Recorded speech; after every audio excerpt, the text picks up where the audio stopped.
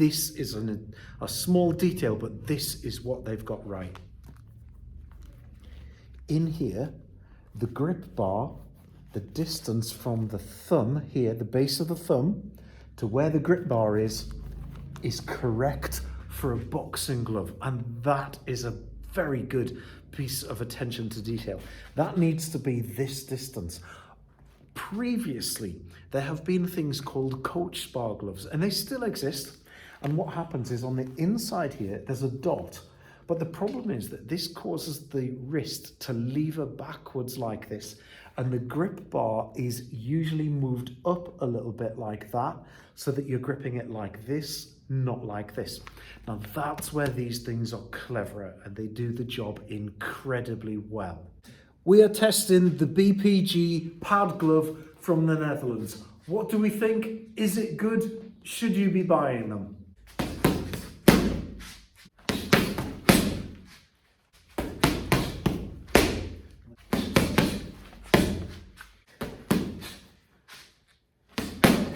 Rich, what do you reckon? So yeah, very effective for slips, very well made. Initial thoughts are these are really nicely made gloves, aren't they? Yeah. They're an expensive product and they feel quality. That's the first thing you notice about them. We weren't using any power there. Let's see what happens when we do use a bit of power.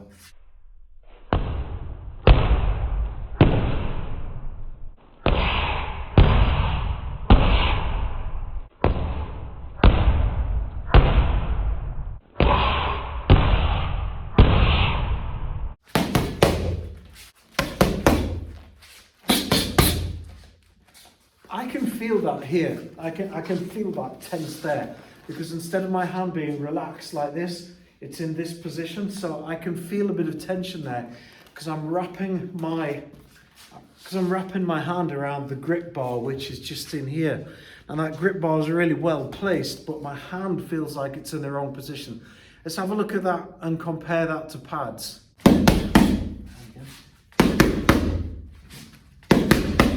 I'm not feeling any tension on there with the pad.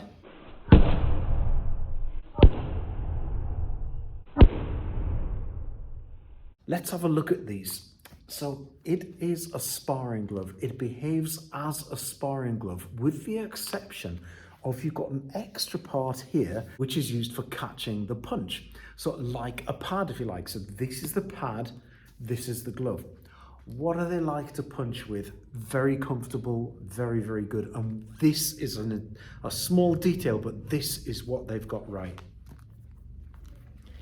In here, the grip bar, the distance from the thumb here, the base of the thumb, to where the grip bar is correct for a boxing glove. And that is a very good piece of attention to detail. That needs to be this distance. Previously, there have been things called coach spar gloves, and they still exist. And what happens is on the inside here, there's a dot. But the problem is that this causes the wrist to lever backwards like this, and the grip bar is usually moved up a little bit like that, so that you're gripping it like this, not like this. Now that's where these things are cleverer, and they do the job incredibly well. This is the PU version.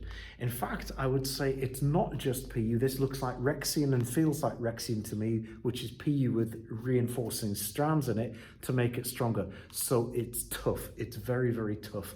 It's really well made. What I also like about it is in here, on this part, there's more padding there, and this keeps your hand in a really tight position. There's virtually no room in this glove for wrist movement. This is a sturdy and strong wrist on this glove. This one is the leather version of it. And as you'd expect, it's tougher, it's better all around made. It's got all of the advantage of the previous one, except that it's leather, so therefore it's much tougher and should last a lot longer. Okay, here's one thing that I don't like about the leather one. It's got an edge here, it's got a target for you to hit, which is great. But do you see this edge here, there? Now that, if that were to catch somebody, because that's stitched on there, that potentially could cause a cut if someone didn't move their head. I'd prefer to see this painted on if someone's going to be throwing a punch back at you, rather than to see this. So in the Type 2, which no doubt we will get a chance to review, I'd like to see this painted on rather than stitched on to get rid of that there. Exactly the same things as before, but it is much, much tougher. Again, I use this for punching. I've used this for about 30 rounds there or thereabouts, give or take. It's very comfortable. It feels pretty much as good as a good quality sparring glove. Advantages. What advantages do these things have over pads? Okay, it's obvious. The drill that Rich and I did, where you throw 1, 2, 3, and then the next person throws the drill back at you, 1, 2, 3, like that. It means that both people are engaged in punching and padding without swapping over. That's a huge, huge advantage. For that reason alone, I think that I would want a set of these in any boxing gym, and we will certainly be keeping these. These are not going back to the manufacturer. I want to keep these. These are really, really good. Let me say that. Now, what disadvantages does it have? There's one disadvantage, one major disadvantage that I'm finding when using these. And it comes down to the biomechanics, and there's no way around it. And when I'm in this position, if I'm receiving a hook like this, as it goes there, my hand is in this position, like that, holding the grip bar, or this position, not this position. Now, when I get hit in this position with a pad on, this is relaxed. When I do this, I'm gripping here like this, and then when I get hit here, this is moving like that. And I'm finding if someone hits hard, not if they hit gently, if they hit hard, I'm finding that it's hurting here like that. That is the only disadvantage I'm finding with this. Now, the other disadvantage is going to be the price. These things are going to be retailing at around about, in Great Britain pounds, around about 70. They're approximately 70 euros. This means if I have 2 people on this, it's going to be costing approximately 140 pounds. Now, if I have pads and gloves, these are going for around about 30 to 40, and these go for around about 30 to 40. So the pad glove is twice as expensive as a set of pads and gloves. Now, with pads and gloves, one person holds pads generally for the whole round, and the other one is on the gloves, and then they change over, and then they reverse roles like that. Now, that is going to be something that is a limiting factor as such with pads, that they can do this. When someone is on the pad glove, person 1 does a drill, person 2 does a drill, person 1 does a drill, person 2 does a drill. The other advantage they have is these obviously have a sharper edge here, and if I push that back at somebody there and it hits them, that could injure them. Honestly, if I had to pick between this and this, if I had to buy a lot and it was for a fitness-based class, I'd go for pads and gloves. They're cheaper, and there's less emphasis on moving out of the way of a punch, more in doing the punches. If I'm in a boxing club or getting someone ready from doing pads to going on to sparring, proper sparring, then these provide a perfect intermediary.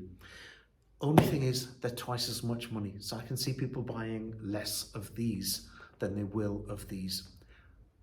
Would I buy them? Absolutely. Without a doubt. 100%. I've got 2 pairs of these now, and they will be used in the boxing club continually, because I really believe that these provide a step between using pads and doing open sparring. So would I buy them? Absolutely. I think that they're an absolutely fantastic, really, really well-made product, as long as your budget allows. I hope you've enjoyed the review and found it useful. Subscribe to the channel because it helps us out. Let me know what other equipment you would like to see reviewed in the comments below, and we'll bring you a dead honest opinion.